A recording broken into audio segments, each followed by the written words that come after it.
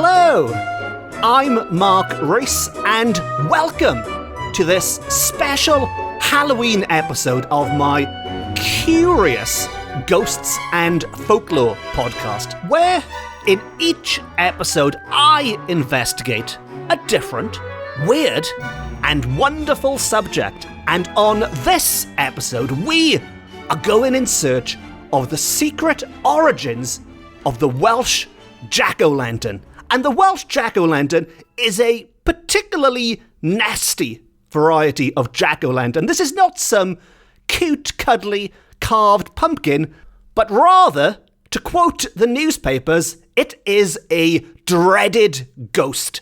The Welsh jack-o'-lantern is a dreaded ghost, and after listening to this episode, you will be fully prepared to defend yourself from it, just in case it pops up on October the 31st on Nos Calan Gaeaf to lure you away, never to be seen again. Now, as regular listeners will know, I am dedicating every episode of this podcast in the month of October to Halloween ghosts and Halloween folklore. This is the second of those episodes. On the last episode, I looked at the entire history of Halloween ever, well, kind of, and condensed it into a nice little pocket-sized podcast. And on that episode, I looked at Halloween traditions and customs from various different places in the world, primarily America and the Celtic nations, and I touched upon the Welsh Halloween, which is known as Nos Calan Gaeaf, the night before winter.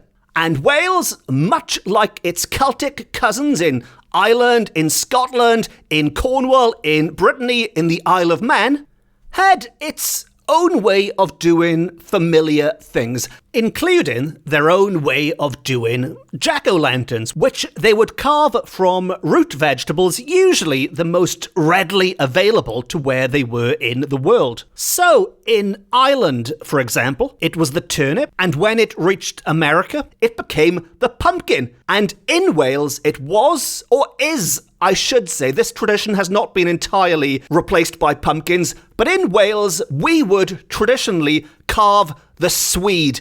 And I've said it before, and I'll say it again. As a child, I used to carve a swede each and every October the 31st, each and every Nos Calan Gaeaf, and thank God for America in this respect, because carving a pumpkin is a heck of a lot easier, and it doesn't smell half as bad as a swede. And also, you can do great things with the insides of pumpkins, but I guess that's more of a discussion for a cookery podcast, and trust me, you do not want cookery lessons from me. So just quickly, as mentioned on the last episode, this tradition is believed to have started with the Celtic nations. America made it into a pumpkin, and now it is known across the world. But back in Wales, back when people would carve these swedes, they were not carved purely for decoration. Some people think they were used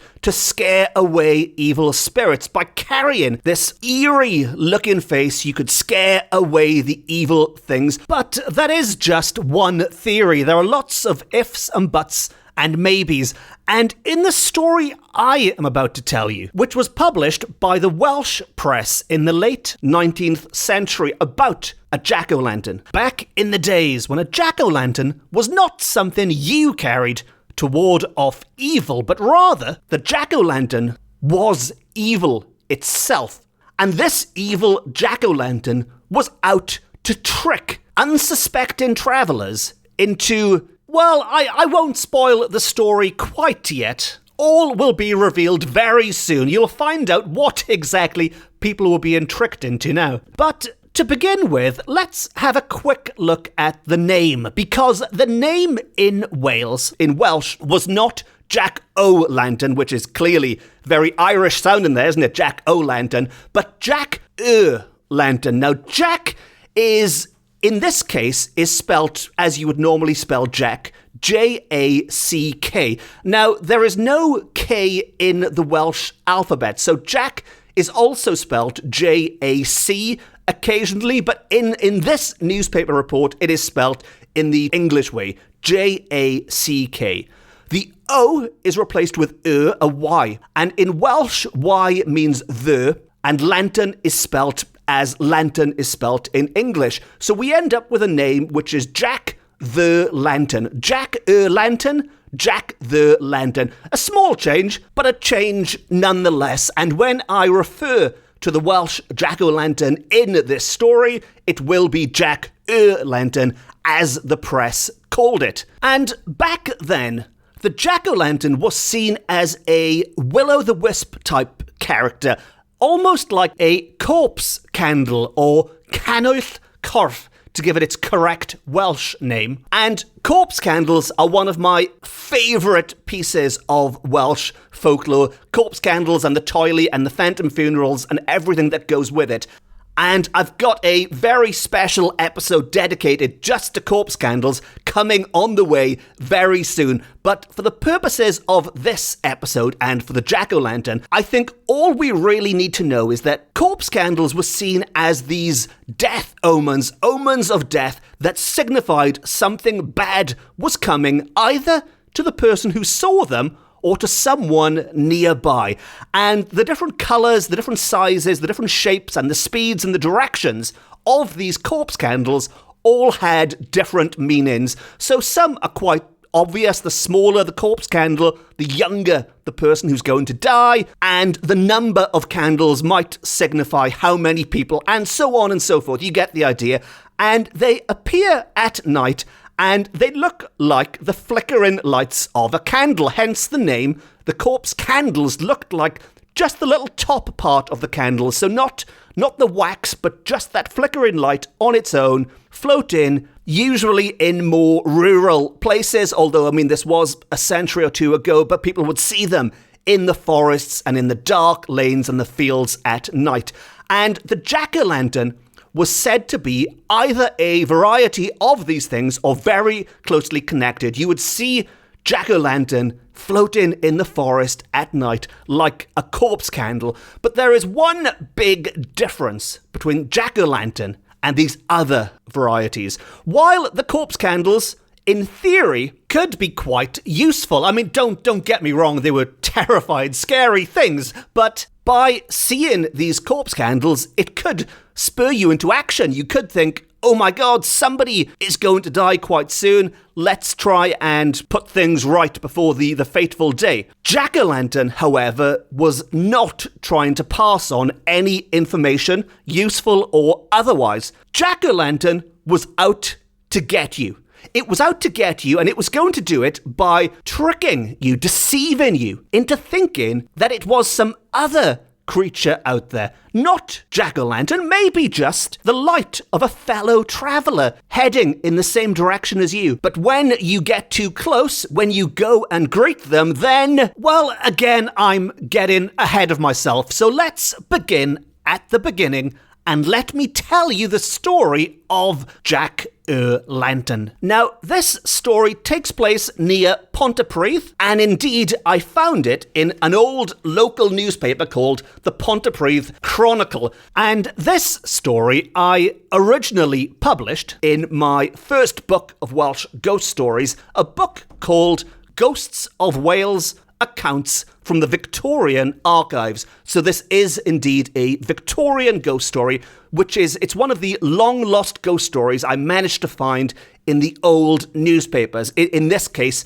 the Pontypridd Chronicle. And it was published in November 1898, so just after Halloween. If we assume this was a contemporary story which had just happened, this would have happened on or around Halloween and was then published in November of 1898. And when this story was published, the headlines and the article claimed an extraordinary moving light was causing considerable alarm near the old stank pit, which was just outside of the town, just outside Pontypridd. And as they often did in these Victorian accounts of ghost stories, they like to stress when the witness is reliable. And in this case, it's not just kids messing around, but this dreaded ghost was seen by a local man who occupied a, and I'm quoting, responsible position. And he solemnly declared that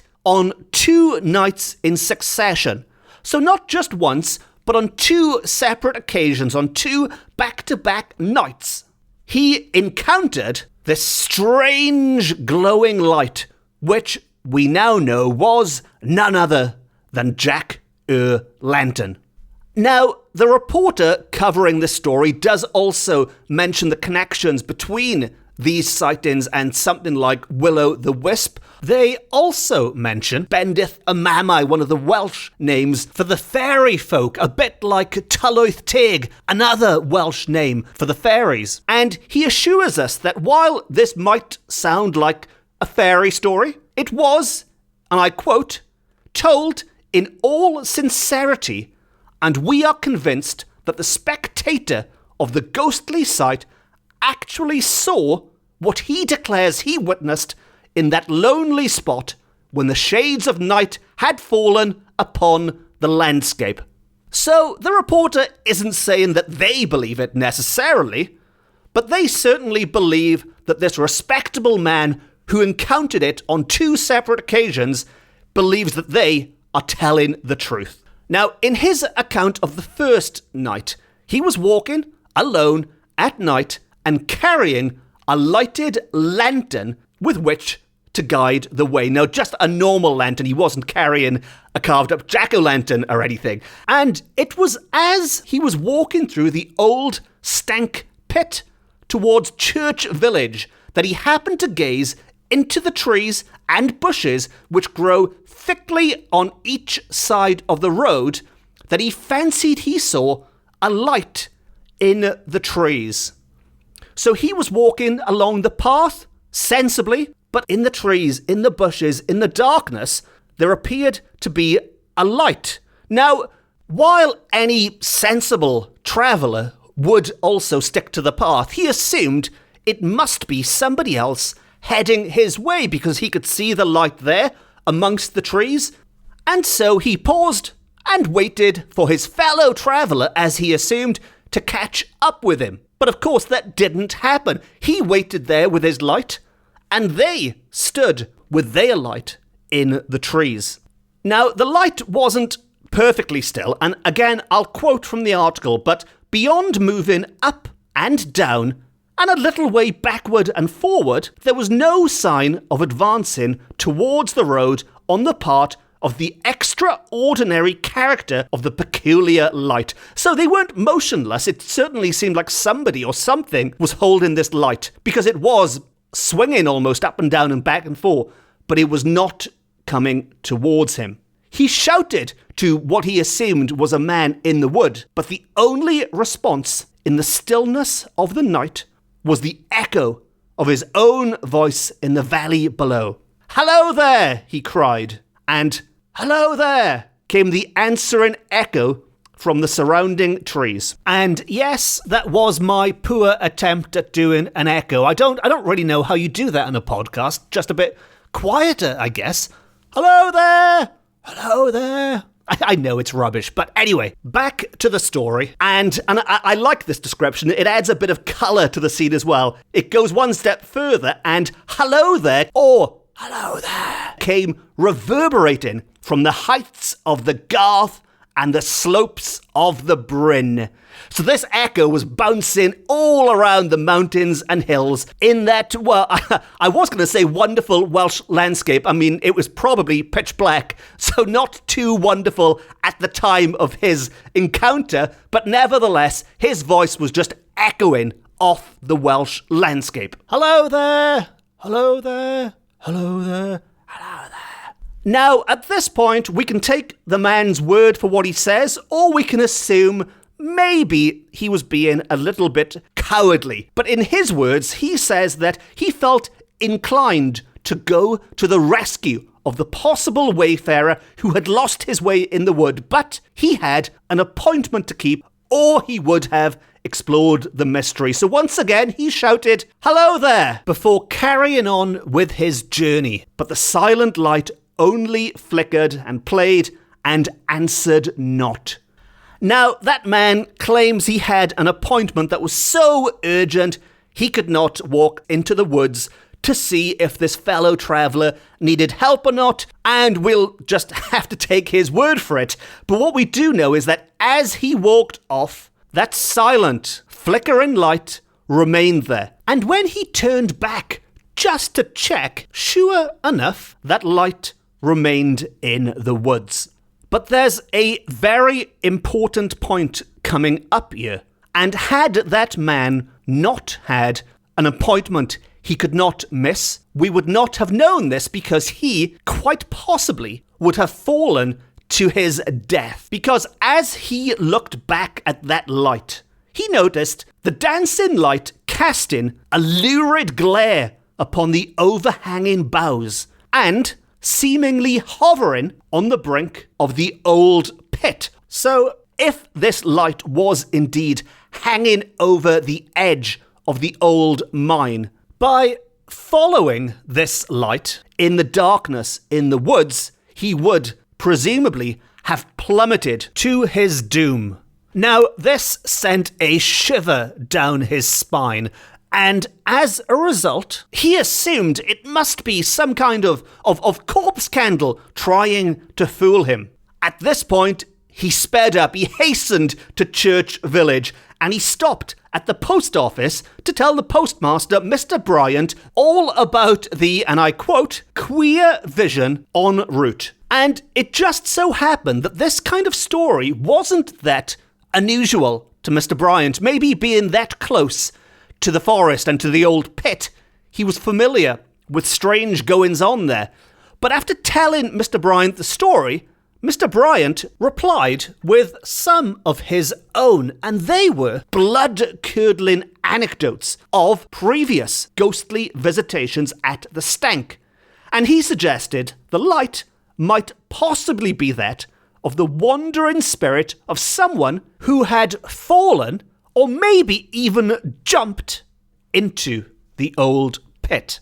And what I find quite interesting with that particular anecdote is that regardless of whether or not this was a jack-o'-lantern or not, it could have been the spirit of somebody else who had fallen into the pit and died. So does that suggest they were then doomed to do the same to somebody else? And following that on, if it had been successful in luring this traveller away from the path, does that mean his fate would have been to do the same to the next weary traveller? Well, I guess we'll never know, because he was not lured in, and he did indeed survive to tell the tale. But that was not to be his only encounter with it. As mentioned, he did see this on 2 consecutive nights, and to prove that he was no coward, regardless of what I might have said earlier, to prove he was no coward, he promised the postmaster and the other gentleman who was there at the time, he told 2 witnesses that he would go back the following night to try to fathom the mystery if possible. And that is exactly what he did. True to his word, he walked the same route through the Stank Pit the very next night. And this time he had a trick up his sleeve, because one of the suggestions made is that maybe what he had seen was not a jack-o'-lantern, a corpse candle, will-o'-the-wisp. Rather, it was just the reflection of his own lantern. So, to disprove this theory, as he neared the same spot on the very next night, he extinguished his own lantern. And as he arrived at that haunted spot, he could see in the midst of the bushy undergrowth of the Stank Avenue once more the faint glimmer of the magic light of Jack-o'-lantern. Yes, this is the big reveal. At this point, he realized he was dealing with Jack Lantern, and what follows is his terrifying description. The dread prowler of the Welsh marches, whose flickering, gassy beacon often lured the unwary travellers of past generations through bogs and dikes and ditches into the midst of hobgoblins to be frightened into fairy rings, to dance for a year and a day, or into the presence of the black being whose cloven hooves, forked tail, and horned skull proclaimed him to be the prince of the kingdom of darkness. It was there at Llantwit. Now, there was a heck of a lot of name-dropping of fantastical creatures going on in that quote, but he realised at this point, with his lantern turned off and that light flickering there, luring him into that dangerous spot, it was trying to pull him into the domain of hobgoblins, maybe? Into fairy rings where he would dance for a year and a day, or maybe into the clutches of the devil, diabol himself. And as regular listeners to this podcast will know, that devil can be a crafty character in Welsh folklore. And as a quick aside, if you would like to know more about the devil in Welsh folklore, check out episode 2, which is all about the curse of the Swansea devil, and episode 17, which looked at Devil's Bridge. But back to this episode. And that man in the dark, lonely forest who has just realised as he crouched there, too scared to breathe, looking at this flickering light, he knew there could be no mistake about it. He knew for certain this was Jack Lantern. This was definitely Jack Lantern. And the reason he knew this, the reason why he was so certain, is because he knew somebody else who had an encounter with the very same Jack Lantern, one of the servants of his father, who told a sad story one day, who had once been led a pretty dance by the self-same Jack-o'-lantern. And this is another point I find very interesting, because while he says on the one hand it was generations ago people were bothered by the Jack-o'-lantern, yet his father's servant had an encounter which presumably would have been in his own lifetime. So as a result of this first-hand testimony, he positively declined to follow the dancing phantom light which seemed to beckon him off the high road.